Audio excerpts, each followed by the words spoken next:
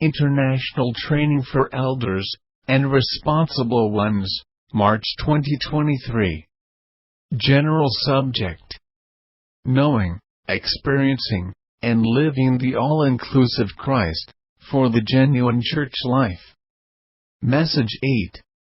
The vision, experience and enjoyment of the glorious and excellent Christ as the supreme preciousness of God for the genuine church life. Day 2. Outline. Roman number 1. The vision of Christ in glory was seen by Isaiah in his depression. Capital A. The evil time during Isaiah's days is seen by the Lord's warning word. Woe to those who call evil good, and good, evil. Who put darkness for light, and light for darkness. Who put bitter for sweet, and sweet for bitter. Capital B. In spite of the rebellion, iniquities and corruptions of God's chosen and beloved people, Christ, as the Lord, the King, Jehovah of hosts, is still sitting on a high and lofty throne in glory. Capital C. The one who was seen by Isaiah was Christ. Number 1. John, in his account of Christ's living and working on earth, said that Isaiah saw his glory and spoke concerning him. Number 2. In order to see the vision of the glorious enthroned Christ, we need to take heed to Isaiah's warning word. By exercising our spirit to pray, that the Lord would open our inner eyes, soften our heart, and keep our heart turned to Him, so that we may receive His inner healing of our blindness and sickness. Capital D. Christ's long robe signifies His splendor in His virtues, expressed mainly in and through His humanity. That Christ was wearing a long robe indicates that He appeared to Isaiah in the image of a man. Christ is the enthroned God-man, with the divine glory expressed in His human virtues. Capital E. Isaiah saw Christ in His holiness, based on His righteousness. Number 1. The seraphim signify or represent the holiness of Christ, the embodiment of the triune God. They were standing there for Christ's holiness. Number 2. Christ's holiness is based on His righteousness. Because Christ was always righteous, He was sanctified, separated from the common people. Capital F. As a result of seeing this vision, Isaiah was terminated, finished, realizing that he was a man of unclean lips, dwelling in the midst of a people of unclean lips. Number 1. In the New Testament sense, seeing God equals gaining God. To gain God is to receive God in His element, in His life, and in His nature, so that we may be constituted with God. Number 2.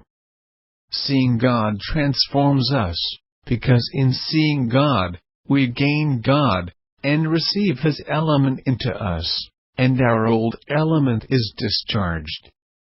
This metabolic process is transformation. Number 3. The more we see God, know God and love God, the more we abhor ourselves, and the more we deny ourselves. Capital G.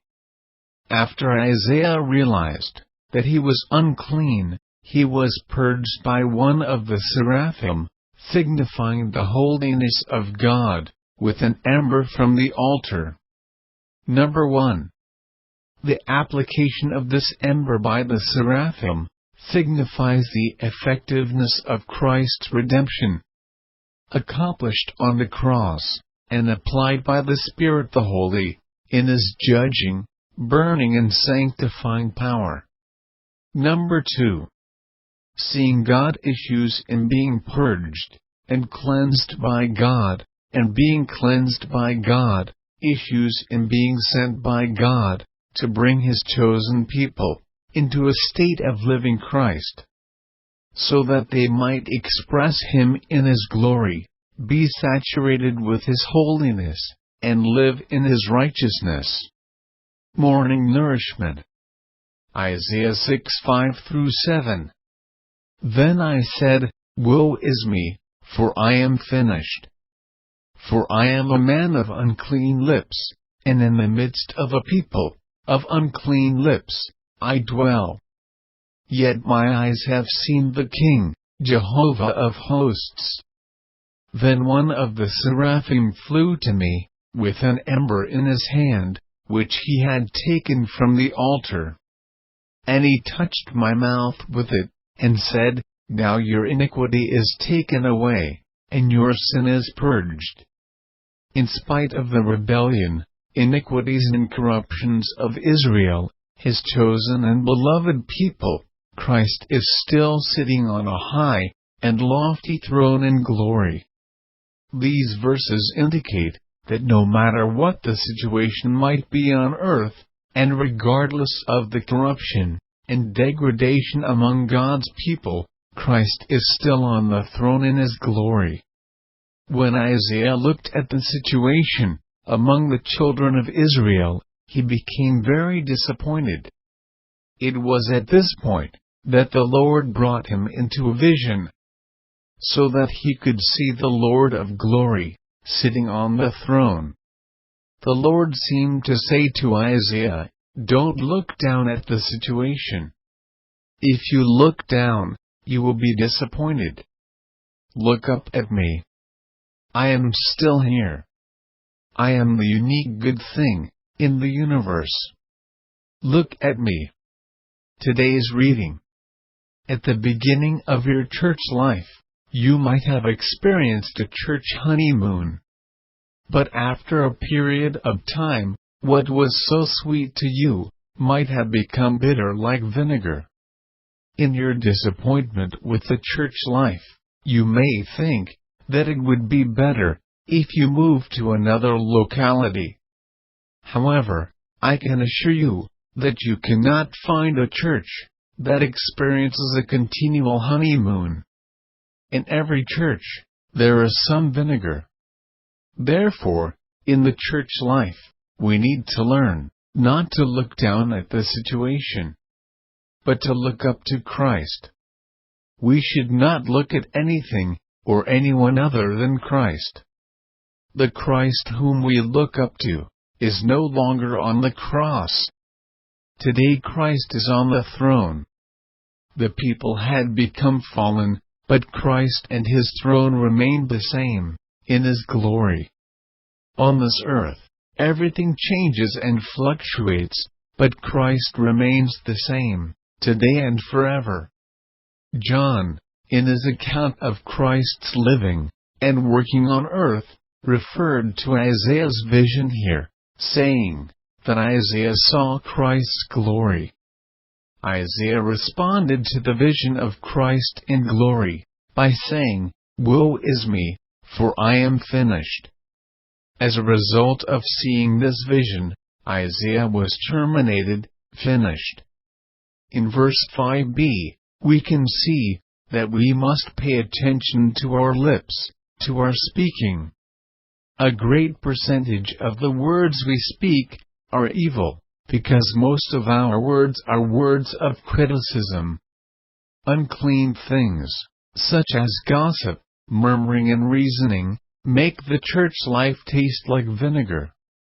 If we eliminate gossip, murmuring and reasoning, we may find that we have very little to talk about. Like Isaiah, we need to realize that our lips are unclean. Everyone who truly sees a vision of the Lord is enlightened. When Peter saw the Lord in Luke 5, he immediately said to the Lord, Depart from me, for I am a sinful man, Lord. How much we realize concerning ourselves depends on how much we see the Lord. For this reason, we need a revival every morning.